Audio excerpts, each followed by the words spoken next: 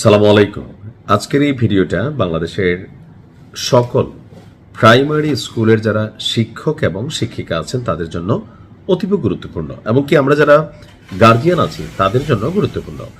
তো ভিডিওটা সর্বোচ্চ শেয়ার করবেন। আমি চাই আমাদের এই তথ্যগুলো একদম সঠিকভাবে প্রত্যেকটা শিক্ষকের কাছে পৌঁছাক, গার্জিয়ানদের কাছে পৌঁছাক। আর ভিডিওর শুরুতে কমেন্টে একটা জরিপ করতে চাই যে সরকার যে সিদ্ধান্তটা নিয়েছে এটাকে আপনি সঠিক মনে করছেন নাকি বেঠিক। তো সিদ্ধান্ত কি? সিদ্ধান্ত হচ্ছে এখন থেকে শনিবার অর্থাৎ চলতি বছরে রমজান মাস জুড়ে ছুটি ঘোষণা করায় যে পড়াশোনার শিক্ষায় ঘাটতি তৈরি হয়েছে, এজন্য 10টি শনিবার অর্থাৎ আগে যে শনিবার স্কুল বন্ধ ছিল, আগামী 10টি শনিবার প্রাথমিক বিদ্যালয় খোলা রাখার সিদ্ধান্ত হয়েছে প্রাথমিক এবং গণশিক্ষা মন্ত্রণালয়ের পক্ষ থেকে। আপনার উপপরিচালক যিনি আছেন আমাদের মন্ত্রণালয়ের মোহাম্মদ আয়নাল আবেদিন, তিনি স্বাক্ষরিত এক পরিপত্রে এই সিদ্ধান্তের কথা জানানো হয় যে মন্ত্রণালয়ের সিনিয়র তথ্য কর্মকর্তা মাহবুবুর রহমান তুহিন তিনি এই তথ্য নিশ্চিত করেছেন। গত রমজান মাস জুড়ে প্রাথমিক বিদ্যালয়ে ছুটি ঘোষণা করায় শিক্ষার্থীদের শিক্ষায় ঘাটতি হয়েছে। সেই ঘাটতি পূরণে রমজানের ছুটির পর অর্থাৎ এই যে সরকারি ছুটি যেটা ঈদের যাচ্ছে, এই ছুটির পর পরবর্তী 10টি শনিবার সরকারি প্রাথমিক বিদ্যালয়গুলোতে পাঠদান কার্যক্রম পরিচালনা করার জন্য প্রাথমিক এবং গণশিক্ষা মন্ত্রণালয় নির্দেশনা প্রদান করেছে। আর এ অবস্থায় উক্ত বিষয়ে পরবর্তী প্রয়োজনীয় পদক্ষেপ গ্রহণের জন্য নির্দেশক্রমে অনুরোধ করা হয়েছে। আর এ সংক্রান্ত চিঠি সব জেলা প্রাথমিক শিক্ষা কর্মকর্তার কাছে পাঠানো হয়েছে।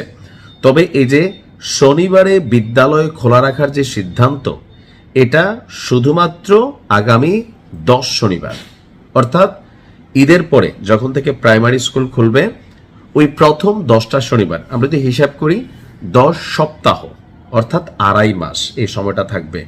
এর পরবর্তী সময় থেকে যেভাবে আপনার নিয়ম মানে স্বাভাবিকভাবে যেটা নিয়ম, সেই নিয়ম অনুযায়ী আপনার স্কুল বন্ধ থাকবে।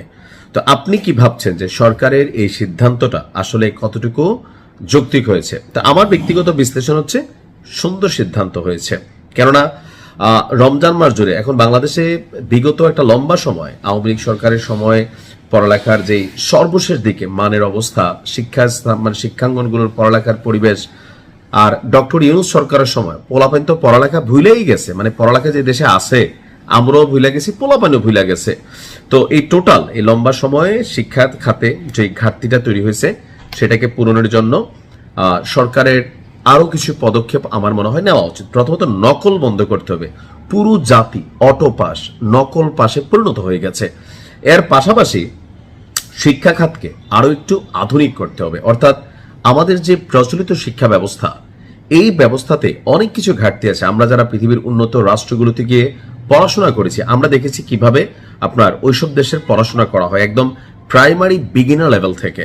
সো আমার যেটা সাজেশন থাকবে রাষ্ট্রের প্রতি বা যারা এই মন্ত্রণালয়গুলো দেখভাল করেন, আপনাদের মাথায় রাখতে হবে যে শিক্ষা ব্যবস্থা এ জাতির মূল মেরুদণ্ড, এটাকে ডেভেলপ করতে হবে, আধুনিকায়ন করতে হবে, উন্নত বিশ্বের সাথে তাল মিলিয়ে শিক্ষা ব্যবস্থাকে সামনের দিকে নিয়ে যেতে হবে। ভালো থাকুন। আসসালামু আলাইকুম।